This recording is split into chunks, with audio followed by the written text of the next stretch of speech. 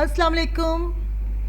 Saint جانس high school کی on line classes میں آپ سب طلباء کو خوش آمدید. میرا نام الماس سجاد ہے. عزیز طلباء، نظم پڑھنے سے پہلے میں آپ سے چند سوالات کروں گی جس کی مدد سے آپ نظم کے عنوان کو بخوبی عکس کر سکتے ہیں.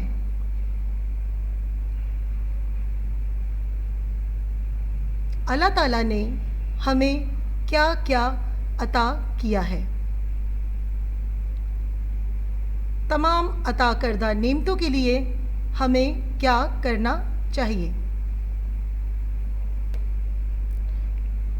اللہ تعالیٰ کی عطا کردہ نعمتوں کا شکر ادا کرنے والی نظم کو کیا کہتے ہیں؟ بہت خوب. جی عزیز طلباء، آپ سب نے بہت ہی اچھے طریقے سے نظم کے عنوان کو عکس کیا ہے. آج ہم اور آپ مل کر حمد نظم پڑھیں گے. حمد کسے کہتے ہیں؟ جی طلباء، اسکرین پر موجود آپ بآسانی پڑھ اور سمجھ سکتے ہیں کہ حمد اس نظم کو کہتے ہیں جس میں اللہ تعالیٰ کی تعریف بیان کی جائے اور اس کی دی گئی نعمتوں کا شکر ادا کیا جائے. ہم نظم کے شاعر الطاف حسین حالی کسی بھی تعارف کے محتاج نہیں ہیں. ان کی ولادت 1837 اور وفات 1914 کو ہوئی. بحیثیت شاعر، حالی نے اردو زبان کو بامقصد اور باوقار بنایا. انہوں نے زبان کو نکھارا، سنوارا اور اسے حسین تر بنایا. ان کی تمام تر زندگی خوب سے خوب تر کی متلاشی رہی. نظم ہو یا نثر، دونوں اصناف سخن میں حالی نے خود کو منوا لیا.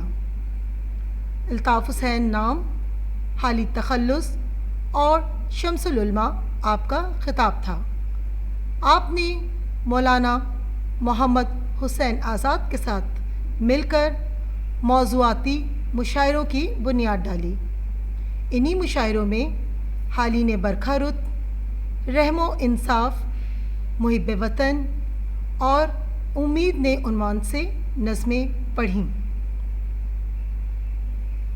جی عزیز طلباء، ہم نظم آج ہم پڑھیں گے اور اس کے اشعار کو سمجھیں گے. قبضہ ہو دلوں پر کیا اور اس سے سوا تیرا، ایک بندہ نافرماں ہے حمد سرا تیرا. حالی انسان کے دل اور زندگی پر اللہ تعالیٰ کے قبضے اور اختیار کا ذکر کرتے ہوئے فرماتے ہیں کہ انسان کسی بھی حالت میں اللہ کی دسترس سے دور نہیں. جسم تو جسم ہے، اللہ کا قبضہ تو انسان کے دلوں پر بھی ہے، اور یہی اس بات کا ثبوت ہے کہ اللہ تعالیٰ ہمارے دلوں پر بے پناہ اختیار رکھتا ہے. گو سب سے مقدم ہے حق تیرا ادا کرنا، بندے سے مگر ہوگا کیوں کر ادا تیرا. اس شعر میں شاعر مزید فرماتے ہیں، اگرچہ انسان کا فرض ہے کہ وہ اللہ تعالیٰ کی نعمتوں کا شکر ادا کرے اور اس کی عبادات بجا لائے، لیکن انسان کے بس میں نہیں کہ وہ اللہ تعالیٰ کی کسی ایک نعمت کا بھی شکر ادا کر سکے. محرم بھی ہے ایسا ہی جیسا کہ ہے نامحرم، کچھ کہہ نہ سکا جس پر یاں بھید کھلا تیرا. اس شعر میں الطاف حسین حالی اللہ تعالیٰ کے پوشیدہ رہ کر بھی ظاہر ہونے کی خصوصیت پر بحث کرتے ہوئے کہتے ہیں کہ اگرچہ اللہ تعالیٰ ہر کسی کی نظر سے پوشیدہ ہے، لیکن اس کے باوجود ہر شے میں اس کا جلوہ نظر آتا ہے۔ اگر انسان چاہے تو اس پر اللہ کا راز کھل سکتا ہے، لیکن وہ لوگ جو اللہ کی حقیقت کا راز پا لیتے ہیں وہ ولی کا درجہ حاصل کر لیتے ہیں۔ ان پر اللہ آشکار ہوتا ہے تو انہیں یہ حقیقت معلوم ہوتی ہے کہ انہیں تو اللہ تعالیٰ کے بارے میں کچھ بھی نہیں معلوم، کیونکہ اللہ تعالیٰ زمان و مکان سے ماورا ہے، یعنی ہم اس کا تصور بھی نہیں کر سکتے۔ جچتا نہیں نظروں میں یاں خلت سلطانی، کملی میں مگن اپنی رہتا ہے گدا تیرا۔ اس شعر میں مولانا الطاف حسین حالی کہتے ہیں کہ اللہ کے نیک بندوں کے لیے دنیاوی سلطنت اور مال و دولت کی کوئی اہمیت نہیں ہوتی۔